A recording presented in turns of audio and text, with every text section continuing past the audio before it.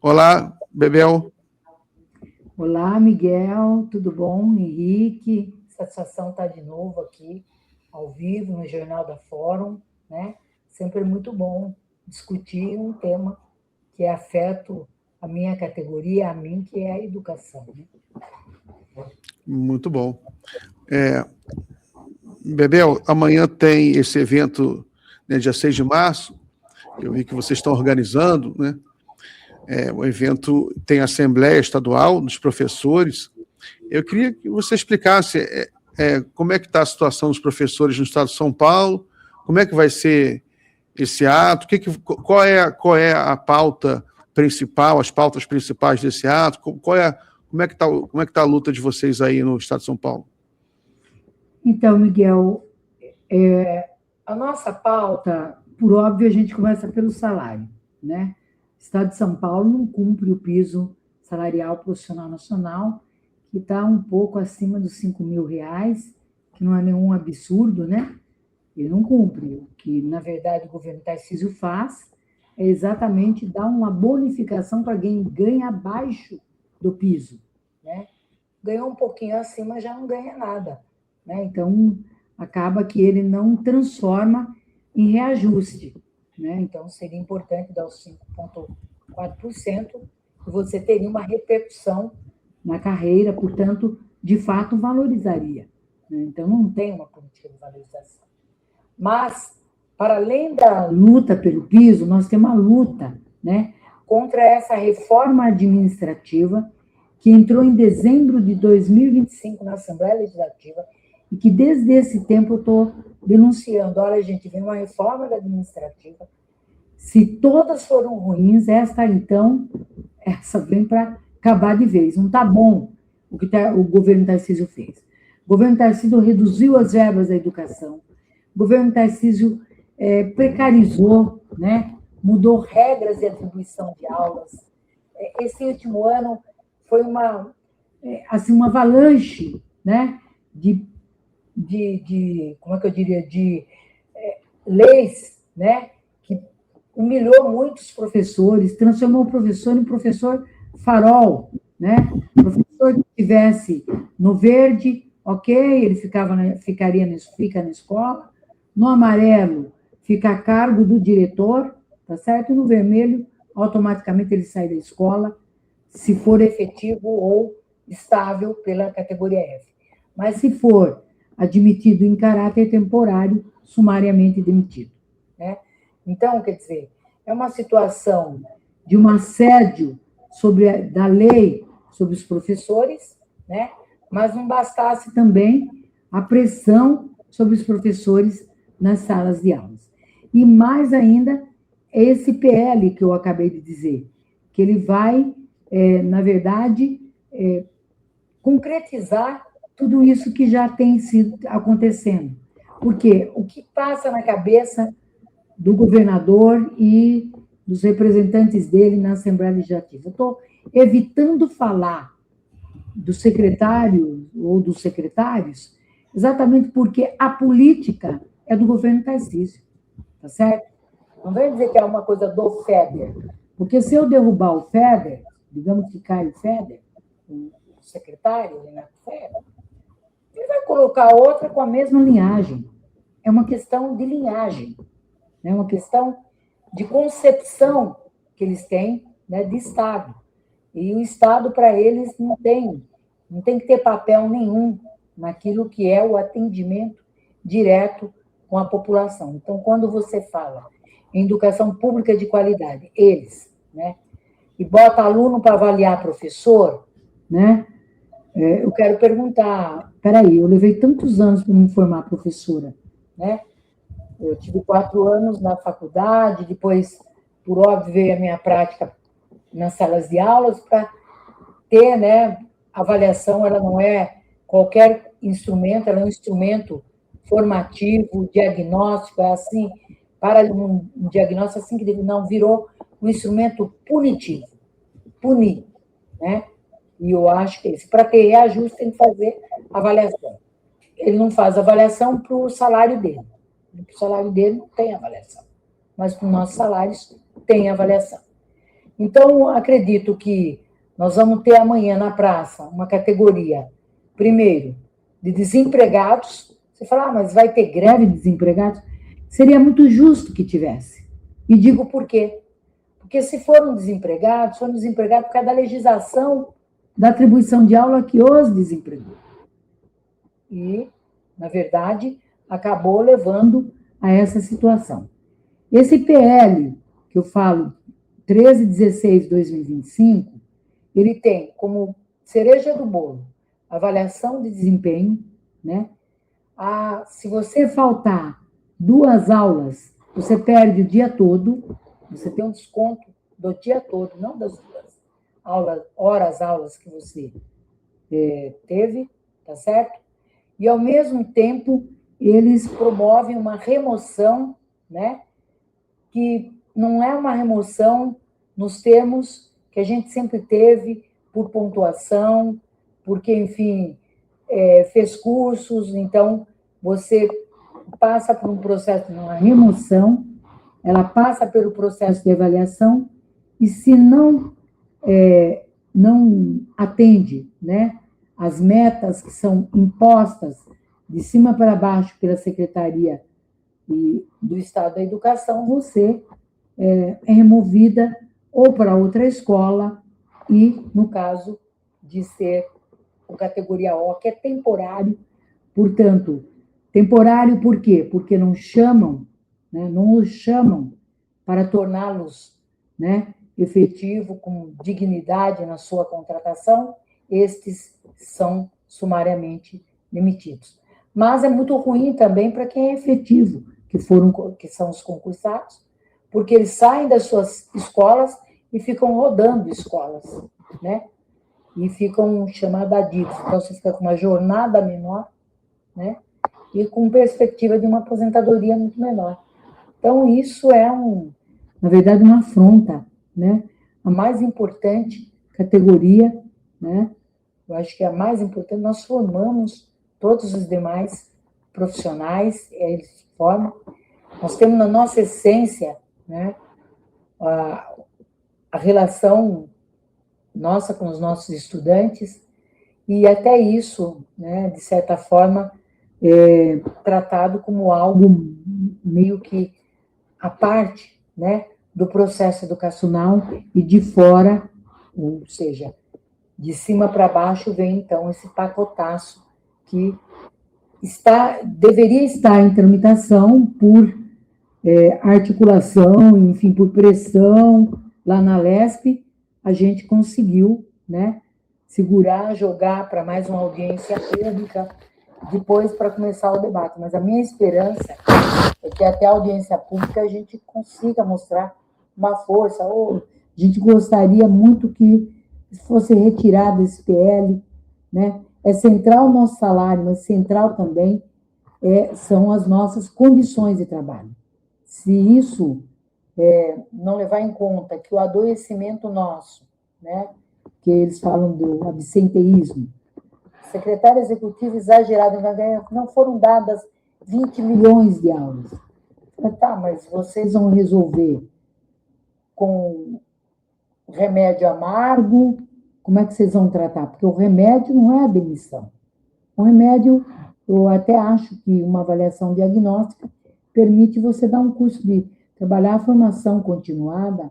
Isso sempre é previsto. Nós gostamos da formação continuada até para nossa atualização, e se não podemos atualizar, é porque a jornada é estafante e eles tentam nos prender o tempo todo nas salas de aula, né? Escola de tempo integral tem que fazer atividade pedagógica diversificada, que é a preparação de aulas, leitura de texto, tudo na escola. Como é que você vai? O ambiente escolar, de per si, ele é um ambiente que exige, né? Ele tem muita, como é que eu digo? Ele tem um barulho que é natural que o aluno fale, o professor fale. Como é que você vai trabalhar, preparar prova, corrigir prova, né, num ambiente desse? Então, natural que a gente pudesse fazer isso em local de livre escolha, e a gente faz. A gente leva muito trabalho para casa. Eu Agora estou afastada, porque sou deputada, mas quando estava na sala de aulas, eu levava as correções de prova todas para casa. E às vezes passava uma tarde toda corrigindo prova. Quando você dá uma prova dissertativa, é muito mais difícil, né? Você tem que ter ali. Então, a avaliação, ela pressupõe também metodologia, né? E eu acho que esse governo está querendo só mostrar medidas de conhecimento, mas não verdadeiramente aferir, né, se os estudantes aprenderam. Eles divulgaram dados, segundo eles, acompanham uma série histórica, né, do Saresp, e que, de longe, né, esses dados demonstram um pleno desempenho dos alunos em português, matemática, história, geografia. Eu falei, mas a quem o senhor atribui isso? Essa nova forma de gestão. Quer dizer que os professores estão apesar de, né? Quem é que está com os alunos nas salas de aula?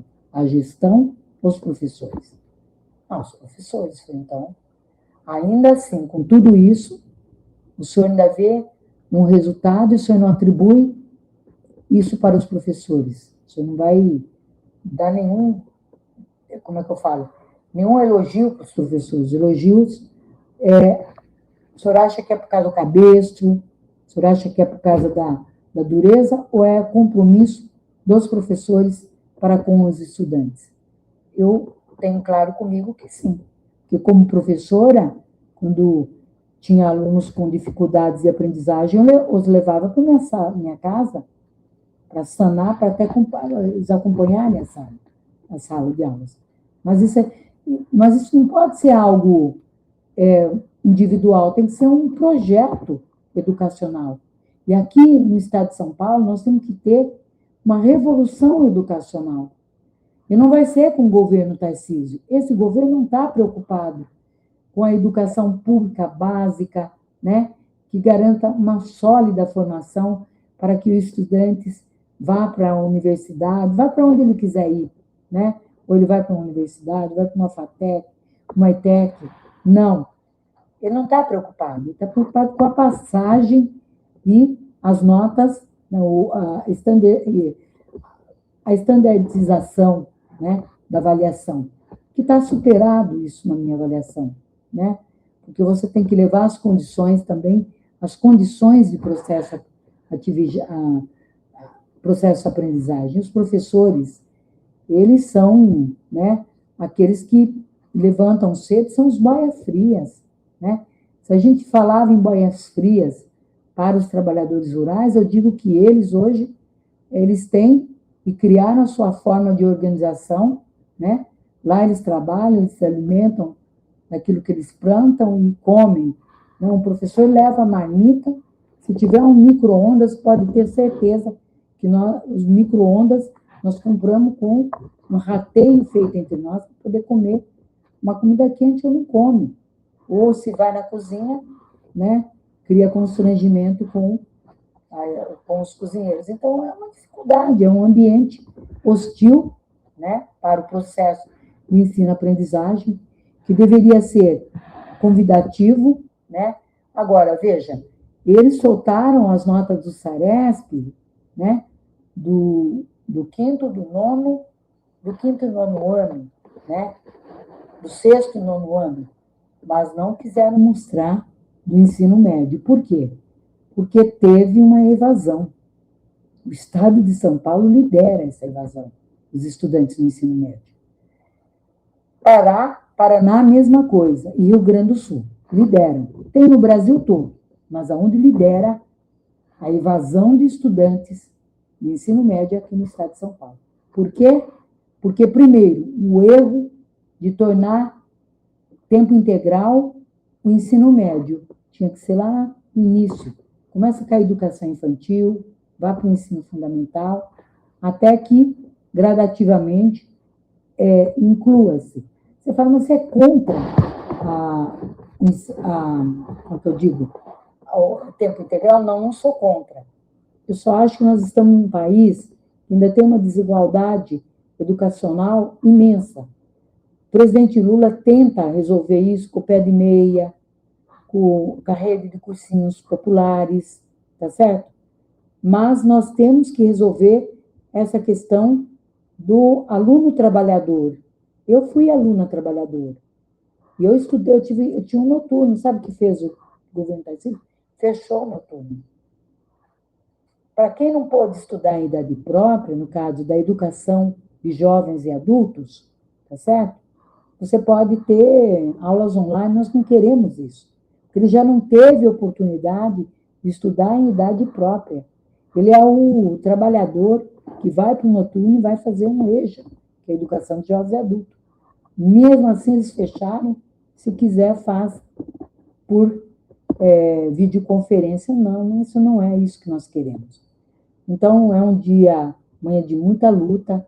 Eu acabo de sair, né, da reunião da diretoria, uma reunião com muito debate, até com debate internacional, contextualizando também o período eleitoral que nós vamos enfrentar. Eu estou muito mais aliviada, né, porque, enfim, eu estou falando da onde eu sou, porque eu sou do Partido dos Trabalhadores, né, e eu ter o Fernando Haddad como pré-candidato, né, a governo do Estado de São Paulo é um bom sinal aqui, sobretudo para nós que somos educadores, educadoras. Ele é professor, ele foi de longe o melhor ministro da educação que esse país já teve, o que mais abriu institutos federais, enfim, criou o ProUni, o Reúne, enfim, criou formas de inclusão, o Enem, que virou um instrumento de inclusão social e até mesmo, né, uma forma de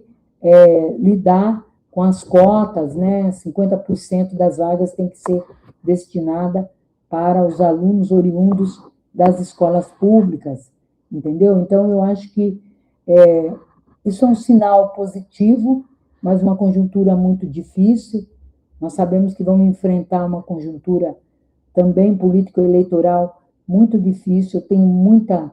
eu não fico no salto alto, eu tenho muita dificuldades, assim, de ver um cenário tranquilo para nós. Eu acho que vai ser, de novo, né, com esse nome colocado do bolsonarismo, será um nome que vai, sim, criar dificuldades, né?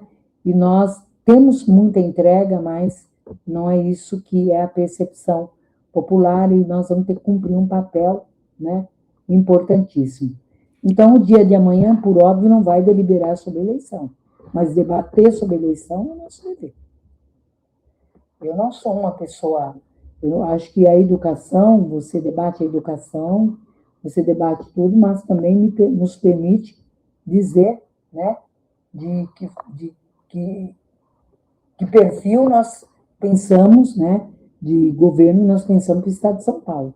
Não pode ser a continuidade deste que está aí. Então, amanhã nós vamos ter uma assembleia, ela deve ser numerosa, nós temos apoio de intelectuais, de artistas, o Chico César vai estar aqui na Praça da República.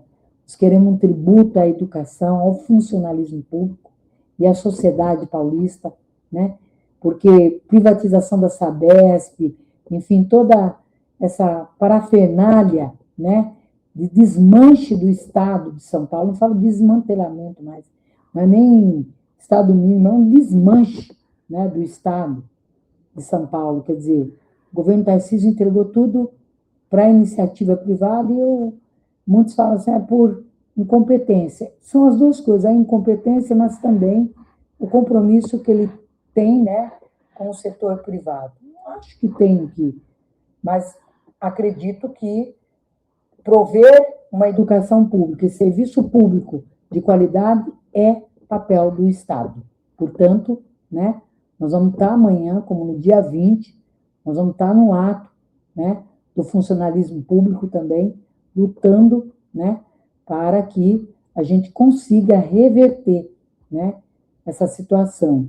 E se não reverter, nós vamos, então, ter paralisações, enfim, vamos ter que fazer aquilo que é possível diante de uma categoria que está pauperizada, que tem risco de perder emprego, tá?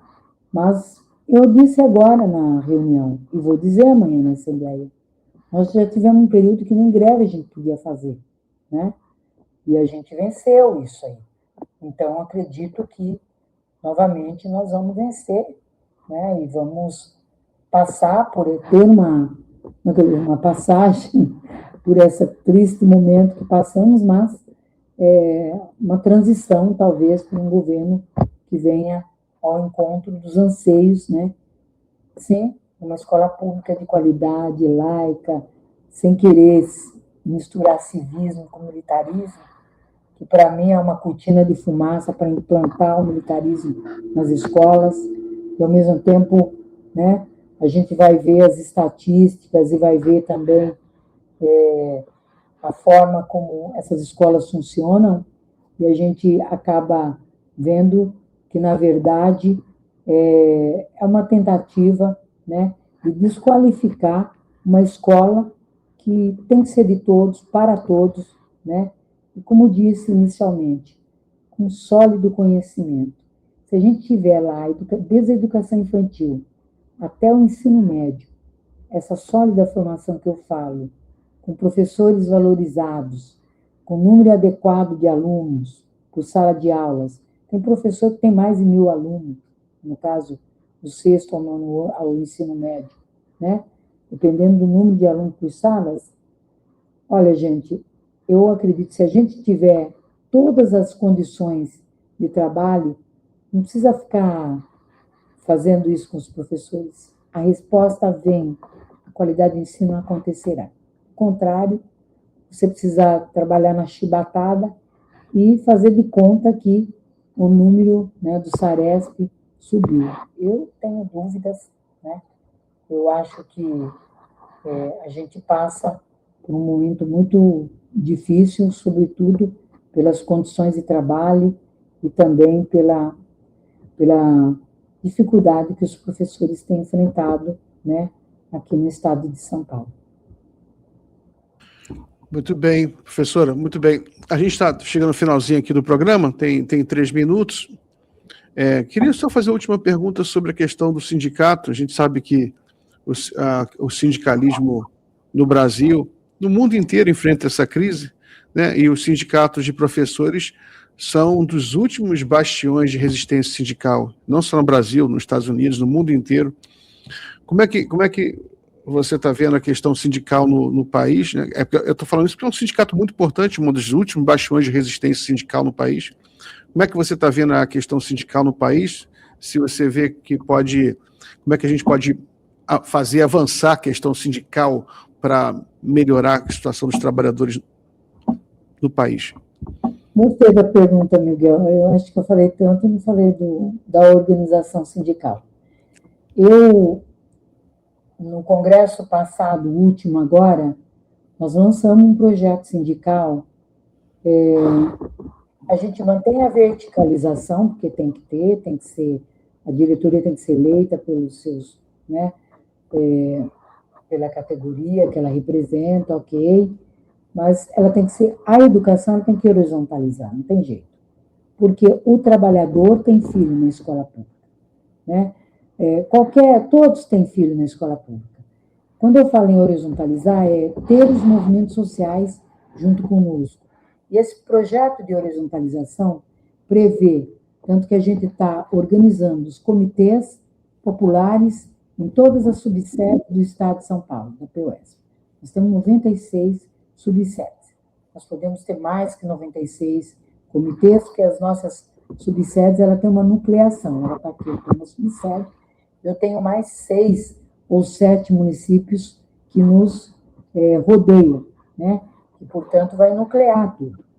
Além disso, nós vamos trabalhar com a ideia de que nós vamos organizar assembleias populares, porque não adianta, o mundo do trabalho, ele mudou, né? E ao mesmo tempo, o sindicalismo, por exemplo, na era em que o presidente Lula foi presidente, né, do sindicato dos metalúrgicos, liderou aquela greve, ali veio um novo sindicalismo, né? Que é esse modelo que nós estamos hoje. Só que, como o mundo do trabalho mudou, também requer a reinvenção do sindicato. E a PUESP, ela é o bastião, ela é dos sindicatos, nós ainda continuamos, veja, com 186 mil sócios, apesar de todos os ataques que nós sofremos durante a pandemia, tudo. O Fernando Haddad um dia me perguntava, Bebel, vocês tiveram desfiliação em massa? Eu falei, não, pelo contrário, nós mantivemos a nossa filiação. Entendeu? Então, o que a gente não tem é aquela coisa, o professor ganha pouco, portanto, 186 mil é o que nós podemos tocar, mas é um sindicato que ele está fazendo ressonância hoje com os movimentos de moradia, os movimentos sociais, os atingidos. Mas o que esse movimento tem a ver com a educação? Foi tudo. Você não vai debater emergência climática se não passar pela educação. Você não vai debater moradia, mas como é que você vai debater educação se não tiver a casa e a escola por perto? Você tem que pensar muito amplo, né? Por óbvio, centrada na qualidade do ensino. Aqueles pais que querem uma qualidade da educação, vai nos ajudar a garantir. Mobilidade urbana também, né? A mobilidade urbana, né? Tem que ter um bom transporte para a escola. Exato. Então, quer dizer, é um conjunto, quer dizer, a educação, ela dialoga com tudo, não tem jeito. Ela é o esteio de um estado, de um município, de um estado, de uma nação, né? Então, sendo assim, eu acho que a gente experimenta esse projeto sindical. Eu não vou mentir, eu me inspirei muito no Morena, né? Que é do México. Eu fui lá buscar. Legal. Elas vieram para o nosso congresso, veio uma deputada para o nosso congresso que explicou, né? Então, a gente construiu também, e eu quero ir para o México. Eu vou para o México, eu sei que a Cláudia Sheinbaum, né? Está passando, mas ela está levando lá, né? A liderança dela no México, enfrentamento com o Trump, né? Então, a gente sabe a dificuldade que ela está passando, mas ela está saindo, né? Então, eu acredito que isso vai levar muito sindicalismo aqui, o sindicalismo. A própria CUT precisa de pensar, entendeu? Como central. Eu não estou fazendo uma crítica porque a CUT não funciona. Eu só acho que a gente tem que ver como é que a gente coloca na nossa agenda, não como usar para os nossos movimentos, mas como também construir a nossa proposta com os movimentos. Em 2015, nós demos uma resposta, quando o governador Alckmin, depois de uma greve de 92 dias, ele quis fechar 92 escolas. Ele conseguiu? Por que ele não conseguiu? Porque teve apelo e apoio popular. Os estudantes ocuparam as escolas. E o apoio popular foi importante para que não houvesse. Então, um exemplo nós já tivemos, mas não podemos fragmentar. Você tem que dar continuidade a isso, para isso. Porque a greve de 92 dias, nós tivemos também apoio popular. E eu acredito transpôs para o seguinte semestre. Por quê? Eu nunca me esqueço da capa da Folha de São Paulo, o nosso balão murcho. Isso tem um significado. Eles fizeram a capa assim, A capa, um balão murcho da POSP. Né? Eu disse, olha... É a cara da Folha fazer isso. Você tá bom, nós acabamos? Veremos. Tá? Tocamos a vida no segundo semestre. Aí nós já estávamos com estudantes, com MST, com MTST, o raio que paga, tudo na porta da escola para dar guarida para os estudantes. Então, eu acredito muito nesse novo modelo sindical do POSP, acredito que a gente vai ter muita força. Nós estamos com os artistas, eu já disse, nos apoiando, nós temos que trazer para o nosso lado, entender, né? E eu acho que é muito importante. Tá? Muito obrigada aí pela oportunidade. Muito bom, professora. Muito bom. A gente chegou ao final, a gente passou um pouco da hora. Agradeço muito a sua presença. Boa sorte para a senhora e para o sindicato. Amanhã, todo mundo que for... todo mundo pode ir, tem um show, né? Imagino que seja aberto, então vai ser muito legal. Na Praça da República. A gente faz a assembleia, unifica com o funcionalismo, desce encaminhada para a Praça da República, e aqui a gente fecha com o tributo à educação. Que legal. Se eu estivesse no Paulo, eu iria assistir o show dos... Então, felicidade. Então, boa sorte lá com o evento amanhã. agradeço o Henrique, você, Miguel. Miguel do Rosário, que legal, mano. Tá? Satisfação estar falando com vocês, tá? Um abração. Obrigada. Obrigado. Obrigado, professora.